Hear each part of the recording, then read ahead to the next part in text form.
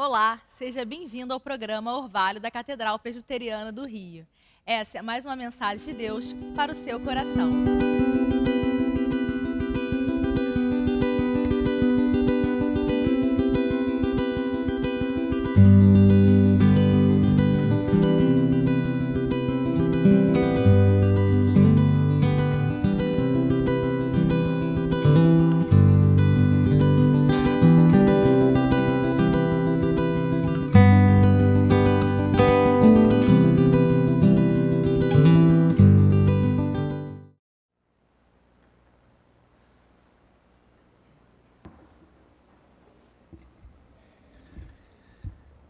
Vamos preservar nossas Bíblias abertas no texto que lemos com o presbítero Renan Jardim, de Mateus 7, 15 a 23. Gostaria que nós repetíssemos juntos o versículo de número 15, a uma só voz. Mateus 7, 15. Qual é o aviso?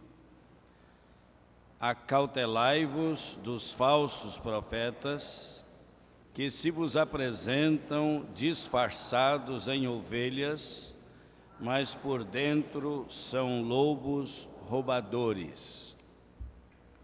Neste domingo, dentro da docência da igreja, nós vamos compreender um pouquinho mais a mensagem de Jesus, a pregação de Jesus, o conteúdo central do ensino e da pregação de Jesus não foi a igreja.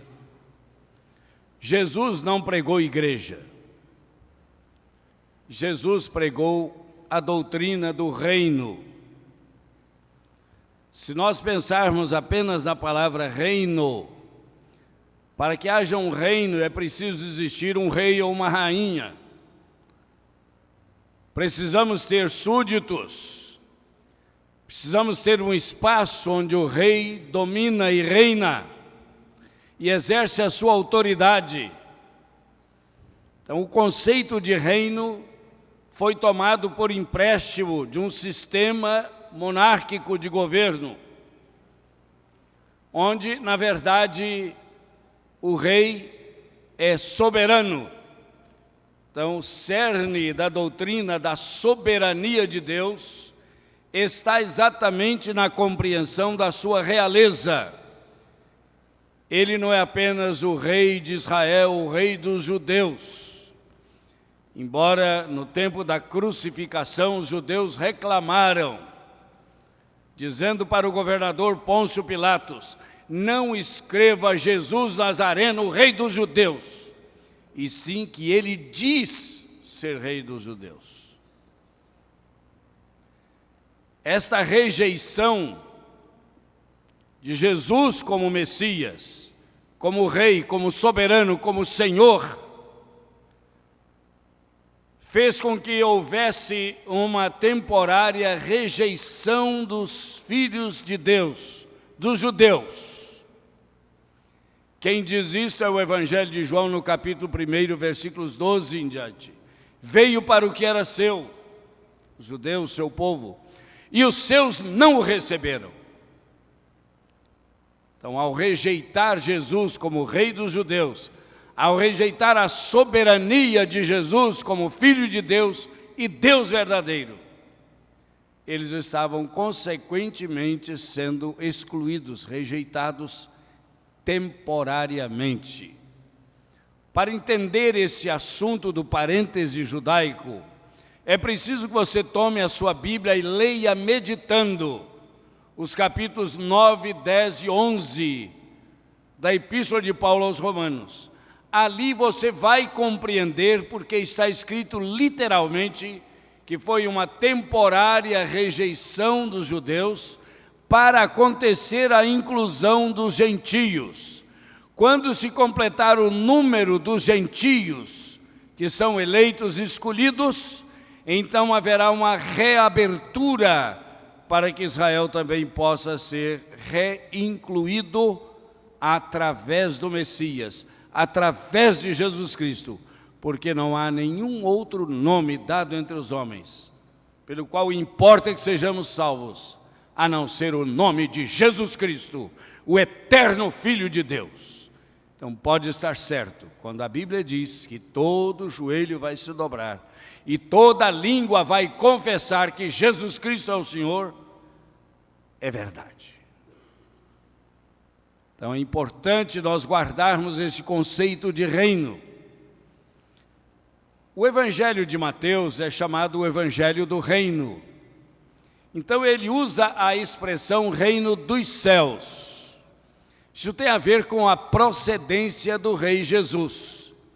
Ele deixou a glória eterna junto ao Deus eterno, Rei dos céus e da terra. Ele se esvaziou e veio até nós. Então o reino é dos céus porque ele veio de Deus. E também foi por isso que Jesus declarou perante as autoridades que consideravam ter um rei terreno, ele disse: o meu reino não é deste mundo. A procedência e a chegada final, a implantação definitiva do reino, vai acontecer quando nós tivermos novos céus e nova terra, onde habita a justiça, o amor, a bondade, a verdade, os atributos essenciais de Deus, onde Deus será tudo em todos, e nós estaremos para sempre com o Senhor. Porque no começo da criação, a humanidade tinha comunhão com Deus plenamente. Perdemos esse status e estamos adorando a Deus ao longo da nossa vida, servindo e glorificando o nome do Senhor na terra, para que um dia nós glorifiquemos o nome do Senhor lá no céu. Então, a consumação do século será uma reedição do começo, no sentido da plena comunhão entre Deus Pai, Filho e Espírito Santo, e o homem e a mulher, regenerados, transformados pelo poder de Deus. E toda a maldade será também suprimida, inclusive dos animais. A violência não mais existirá. E nós estaremos vivendo o novo céu e a nova terra com uma nova humanidade, onde o primeiro homem novo é Jesus Cristo. E todos que estão em Cristo são nova criatura, nova criação, novas criaturas. Então, estar em Cristo é ser parte da igreja de Cristo. Estar fora de Cristo, não importa em que denominação você esteja, você está perdido. Conceito de reino de Deus é porque foi Deus mesmo que veio em Jesus Cristo.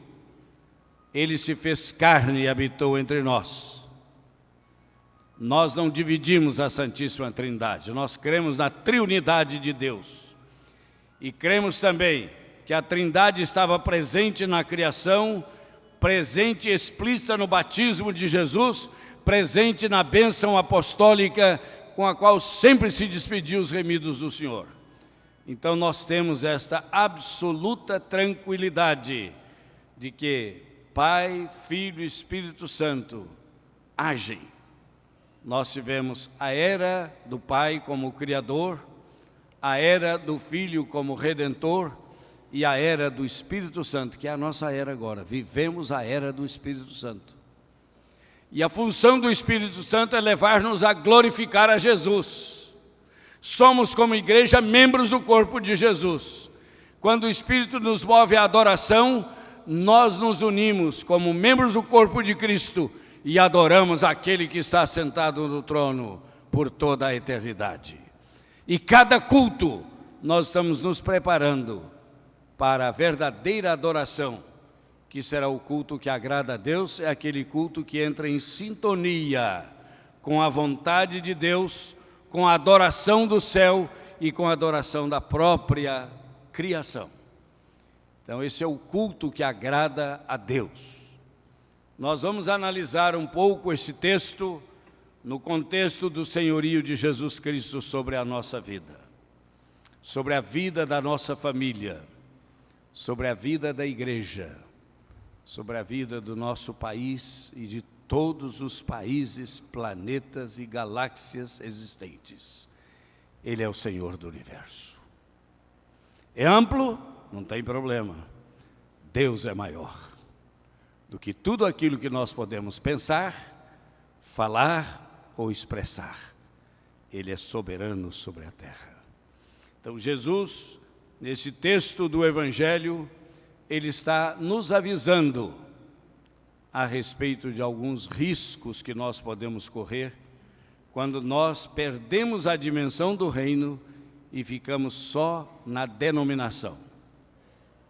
Ficamos só na reunião das pessoas que confessam dados confessionais comuns, assentam à mesma mesa. Então, quando nós ficamos só nessa dimensão, e alguns ficam só na dimensão administrativa, isso aqui fica funcionando como um clube, como um sindicato, onde cada um paga a sua contribuição e começa a exigir os seus direitos. Aí nós deixamos de ser igreja. Nós vamos ter a compreensão do reino de Deus na nossa vida, de que Ele é o Senhor da nossa vida, para que nós possamos então ser verdadeiramente aqueles que trazem as marcas do reino. Meus irmãos, o Salmo de número 15 pergunta assim: quem, Senhor, habitará no teu tabernáculo? Quem há de morar no teu santo monte? Salmo 15, agora versículo 2. O que vive com integridade, não é uma pessoa esquizofrênica, não, vive com integridade, íntegro, inteiro. Pratica a justiça, é justificado e é justo, e de coração fala a verdade. Os limpos de coração verão a Deus. Mãos limpas e coração puro. Se você deseja ver a Deus, estar com Deus. Na dimensão apenas humana de igreja aqui na terra, a primeira demonstração que nós encontramos aí foi assim: acautelai-vos dos pseudos, falsos profetas. Profeta de Deus é aquele que fala a palavra de Deus, em nome de Deus, ao povo de Deus. O profeta Jeremias tem uma complementação, diz: quer ouçam, quer deixem de ouvir. Assim diz o Senhor. Essa é a palavra profética que a igreja tem. Mas o Senhor Jesus está dizendo: cuidado. Falso profeta, ele está com pele de ovelha. Para vestir um casaco de pele de ovelha, você tem que matar a ovelha e arrancar o couro. Pois esses falsos profetas fazem exatamente isto. Mas quando você olha a aparência, ele tem todo jeito de ovelha, tem a ovelha. Mas por dentro o que ele é? O que está escrito aí? Lobo devorador. Eu imagino o susto que você passaria se estivesse junto a uma pessoa que você pensa que é uma ovelha e de repente aquele olho se torna fuzilante, vermelho, a voz forte e nhá! Você leva o maior susto do mundo. Como é que nós vamos ficar? Pseudos profetas são citados em vários textos da Bíblia, não apenas aqui, Mateus 24, 24, Marcos 13, 27, Lucas 6, 26, Atos 13, 6, 2 de Pedro 2, 1, Apocalipse 16, 13, etc. Falsos profetas.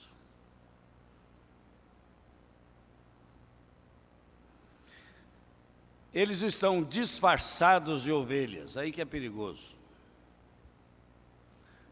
Pode ter uma aparência santa, pode ter uma voz macia,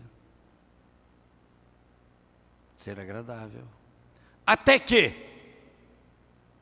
você diga alguma coisa que contraria a vontade dele, ou faça alguma coisa que ele não queria que você fizesse. Aí você vai conhecer quem ele é.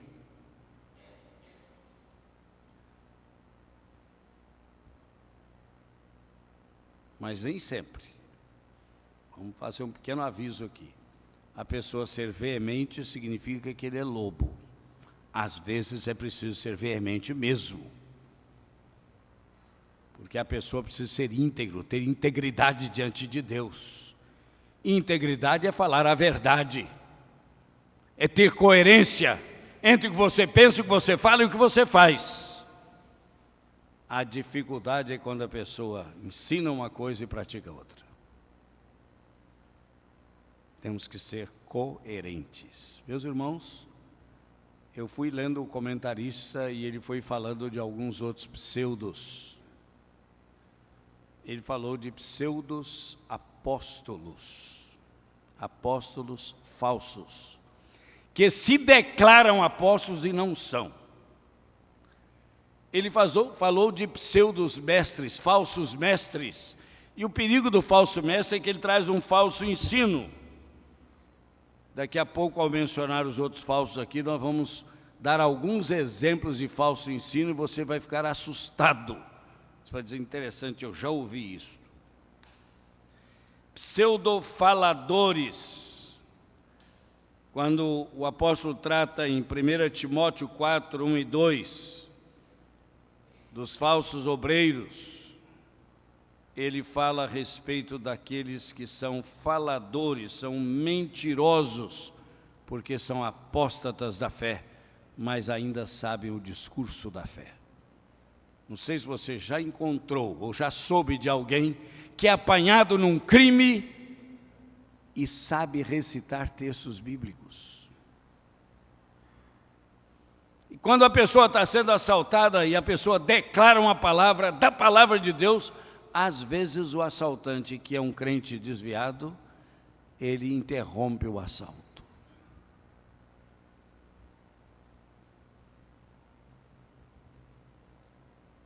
Mas, e falsas testemunhas? Vocês sabem que o perjúrio e a falsa testemunha são coisas muito próximas. É muito perigoso a pessoa mentir em juízo. Ela pode ser punida por isto. Falso testemunho é um perigo, pois a Bíblia fala que há falsas testemunhas.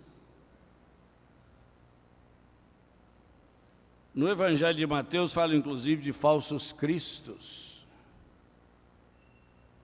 Como é que nós vamos ficar com esses dissimuladores? Os falsos profetas pregam o que agrada ao povo. Os falsos mestres ensinam o que está na cabeça deles. Mas a palavra que não volta vazia é a palavra que parte da boca do Senhor. Querem ver alguns exemplos de falsos ensinos? Por favor, eu espero que ninguém agarre com esses falsos ensinos. Céu e inferno não existem. Céu e inferno é uma coisa mitológica. Céu e inferno é aqui mesmo, começa aqui mesmo. Pastor, não é que eu já ouvi esse negócio?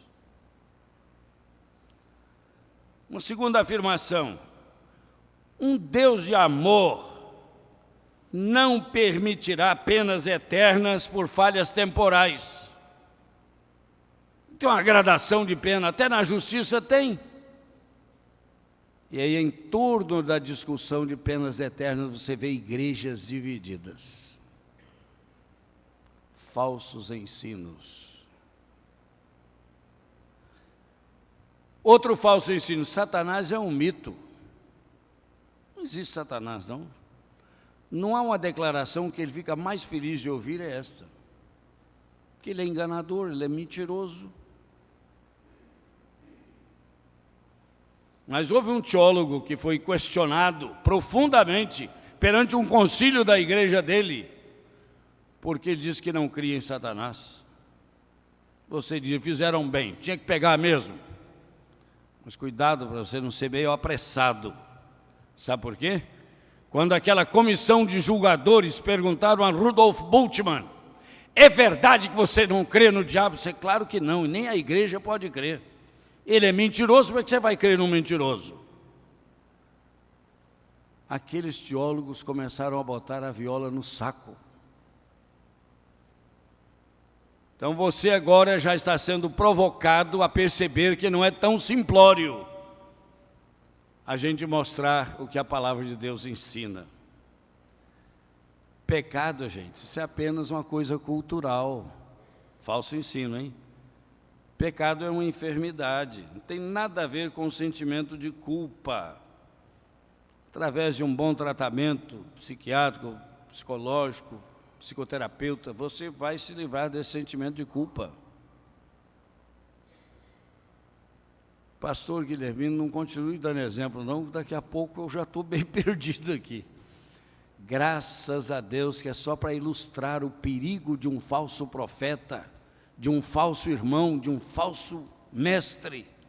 Eu tenho que avisar vocês.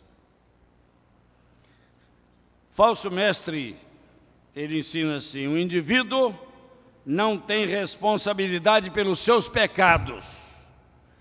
Quem é culpado do que ele está fazendo de errado são os seus pais, a sociedade. Se nós temos que punir alguém, vamos punir a sociedade. Vocês já viram algum tribuno, advogado defendendo desse jeito? Jogando a responsabilidade para os outros?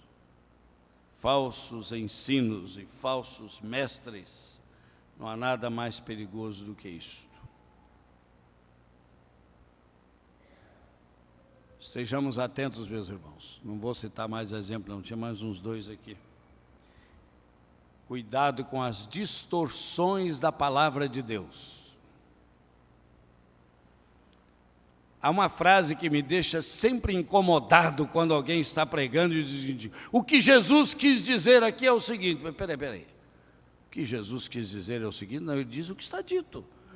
Se você pode dizer que tem um outro manuscrito mais acreditado, isso é outra coisa. Mas o que ele disse mesmo. E as promessas de Deus não falham. Nenhuma das promessas de Deus cairá por terra. Eu quero encorajar você a estudar mais a palavra de Deus. E quando você estiver passando por uma aflição muito grande, veja a promessa de Deus e agarre-se com ela. Você não vai exigir, mas você vai lembrar, quebrantado diante de Deus, e dizer: Senhor, eu estou confiado nessa promessa da tua palavra.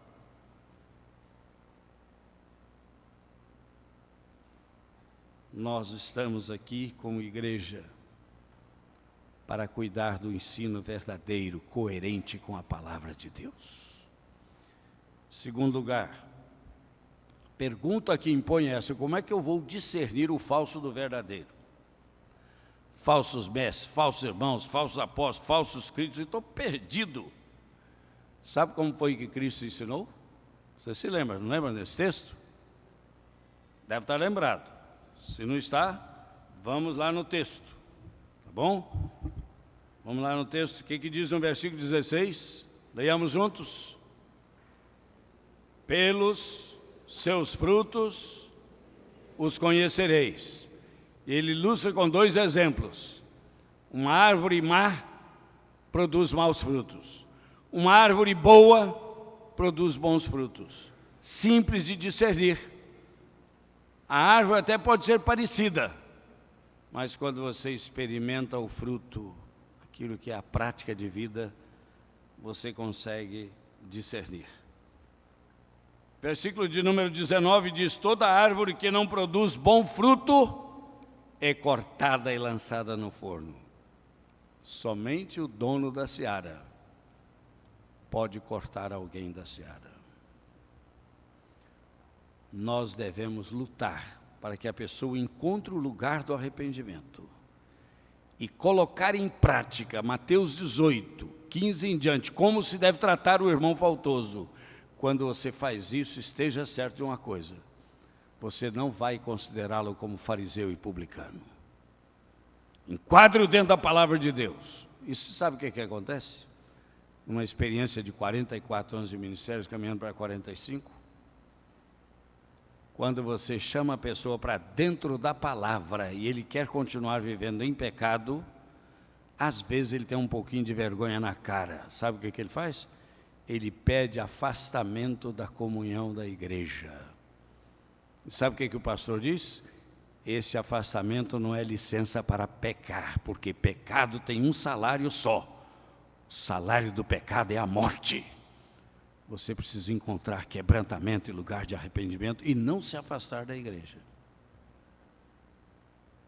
Tem muita gente que pensa que purificar a igreja é botar gente para fora. O que Jesus declarou? Os sãos não precisam de médicos, e sim os doentes. Na casa de Zaqueu, todo mundo impressionado, como é que Jesus entra na casa de um publicano, cobrador de impostos, odiado por todo mundo? Não é possível uma coisa dessa. Ele diz assim, o Filho do Homem veio buscar e salvar. Então a função da igreja é ser um hospital, um pronto-socorro, minha gente. Que não é um lugar de execução, não.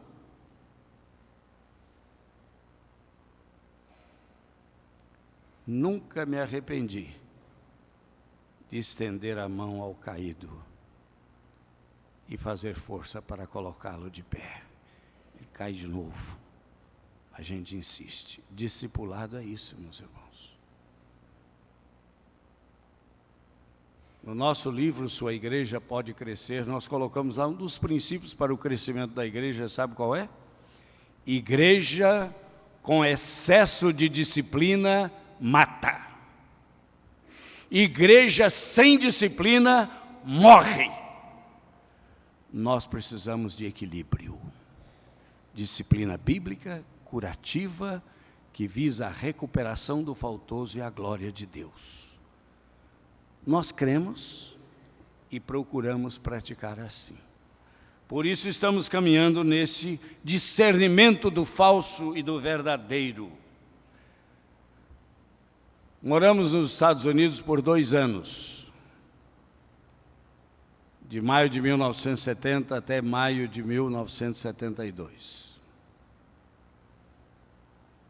E surgiu uma época de derrame de dólares falsos, e o governo fez uma programação intensa na televisão, mostrando, ensinando como se discerne uma nota falsa de uma nota verdadeira.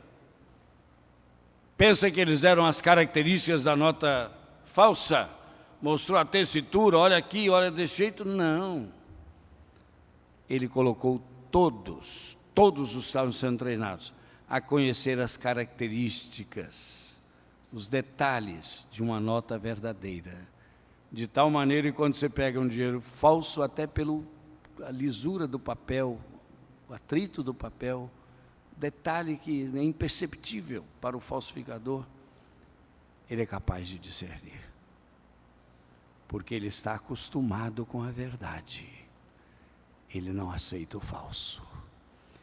Então a minha oração, embora nós pastores aqui sejamos falhos, humanos, imperfeitos, mas quando nós ensinamos a palavra de Deus e você acostuma com o que é a palavra de Deus e verdadeiro, em nome de Jesus, que você não embarque em nenhum trabalho de buscar fazer apóstatas e tirar da mente e do coração das pessoas o ensino certo da palavra de Deus. E se surgir alguém ensinando alguma coisa errada contra a palavra de Deus, sai dela. E você tem o dever até de exortar. Você está fora da palavra de Deus.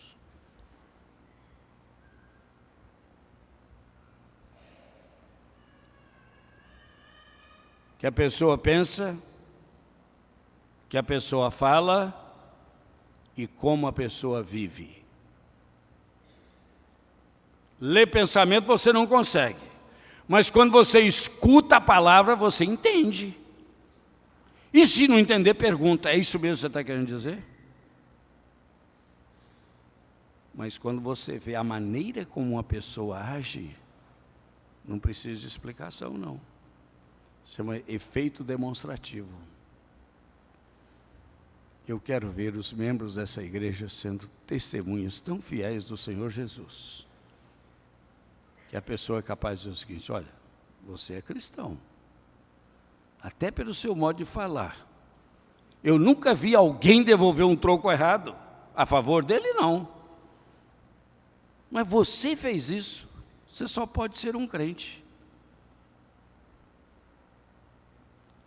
Bom testemunho passa pela honestidade nos compromissos. O que eles são e fazem falam mais alto do que as suas palavras ou declarações. Recapitulando, árvore boa dá bom fruto. Uma árvore má dá fruto ruim. É uma questão de natureza. Você deve conhecer, vou apenas lembrar. A diferença entre um porco lavado e uma ovelha. O porco lavado, perfumado, com esmalte, com tudo que tem direito, quando você o solta, ele vai imediatamente para a lama, porque é da natureza dele gostar do cheiro de pocilga. A ovelha, se você empurrá-la para dentro da lama, ela vai deslizar dos cascos, porque não é da natureza dela misturar com lama. É ser ou não ser uma nova criatura. É estar em Cristo ou estar só na igreja. Deus tenha misericórdia de nós. Porque nos últimos tempos surgirão falsos mestres, falsos cristos, falsos profetas. E eu diria que eles estão por aí. Nós estamos vivendo os últimos tempos. Em terceiro e último lugar, cuidado com os falsos piedosos. Eles são obreiros da iniquidade. Praticam iniquidade.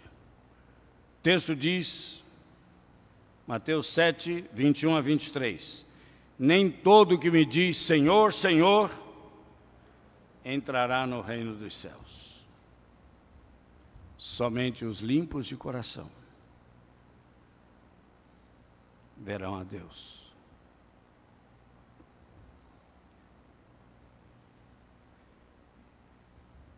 E esses obradores da iniquidade vão fazer uma alegação que é verdadeira.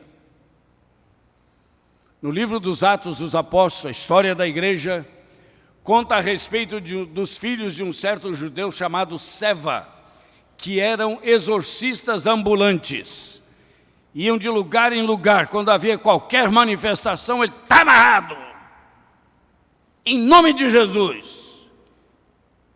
E eles foram fazendo isto, até que esbarraram numa legião, e quando ele declarou em nome de Jesus, a quem Paulo prega, até o capeta percebeu que ele estava desviado, longe do caminho. Sabe o que eles fizeram? Caíram em cima daquele camarada, ele saiu rasgado, ferido e machucado. Então, não queira se meter em lutas para as quais você não está preparado.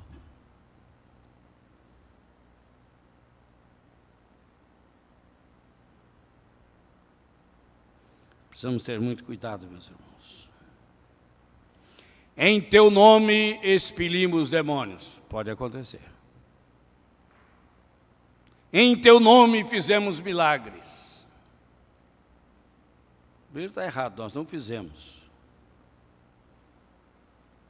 Há poder no nome de Jesus. A Bíblia mostra que uma mula,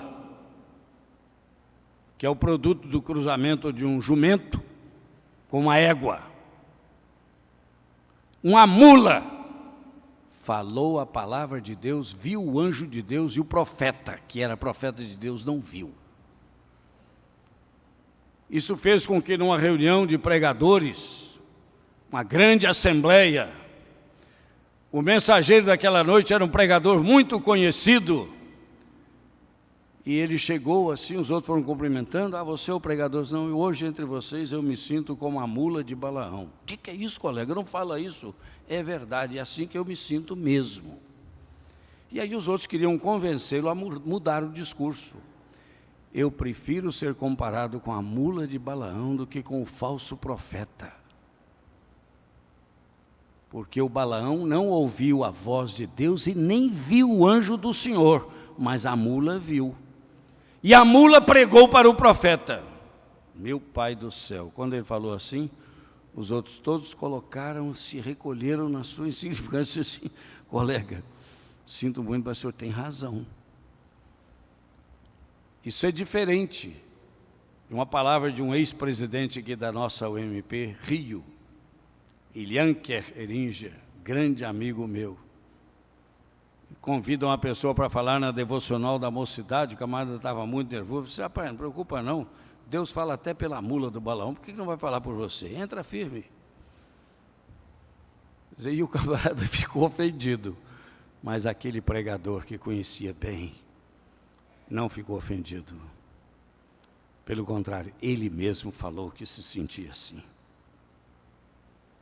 Sabe o que Jesus vai dizer nesse último dia? Vocês estão declarando que fizeram milagres em meu nome, de fato é possível acontecer. Expeliram demônios com o poder do nome de Jesus, é possível acontecer. Mas eu não vos conheço. Vós sois obreiros da iniquidade.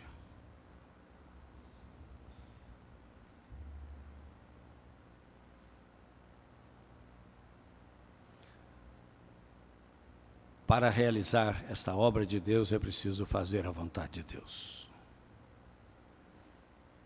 É preciso ser alimentado com outro tipo de alimento, que é aquela comunhão com a fonte de toda a energia e toda a vida, é estar ligado no Espírito Santo de Deus.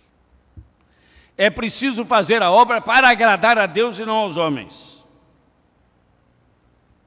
E fugir de obreiros fraudulentos.